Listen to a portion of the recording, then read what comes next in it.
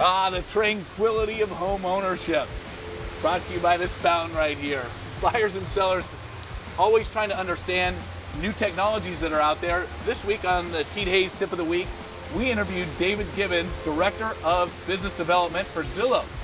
We want to understand how people can use Zillow, how can sellers use Zillow, how can buyers use Zillow, and what it all means with his Zestimates. The good way to think about Zillow is this is a database of every home in the country. For buyers, I think the thing to be aware of is that Zillow has 4+ million listings on the website, so this is a place to go to look for homes for sale. You get information about the average value of homes in the neighborhood, you get the Zestimate value, our opinion on what the home is worth, you get tax history on the home, you can find out if the home has been repriced or listed previously, etc. So the history of the property. From seller's perspective, same kind of thing. Find out what homes are selling for in the neighborhood. Two of the most important things a seller needs to be aware of is, who's my competition? So have a look at the other listings in your neighborhood that are similar to yours and what they've priced their homes at.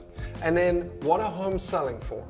You got to be realistic in this market about the value of the home that you're selling. And the best way to be realistic is to look at the most recent sales. If you're buying a home, or if you want to refinance your home, what you can do is go on the site and request loan requests from a marketplace of 700+ lenders who have registered on Zillow. We've confirmed that these people can originate loans. You can interrogate their reputation on the website. So each of our lenders is reviewed by the borrowers that works with them. And the beauty of it is, for a borrower or someone refinancing, is that you don't have to give your personal details, your contact information, you don't have to give your social security number to get a detailed loan quote that you can take to the bank. You know, Zillow's most famous for Zestimate values, but Zestimate values are a starting point in figuring out what a home is worth. I think actually most people understand that, but I do speak to people who would like the Zestimate value to be the final word of what the home is worth. It's not. It will never be. You got to speak to a realtor to find out what your home will sell at. Every now and then you speak to people who have some crazy ideas about how we come up with the value of their home. So I'll give you a few anecdotes. I've had people who tell me that they imagine we're looking at the aerial photos and we're looking down on everyone's home and deciding what it's worth.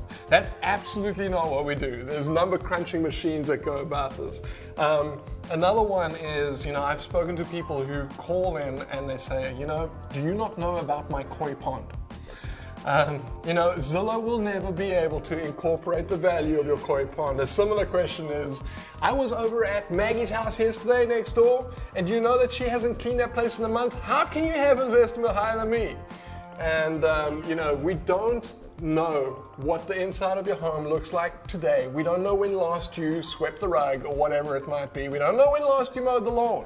We only know the information that we get from the tax assessor from the county recorder's office, and that's how we work out those estimate values.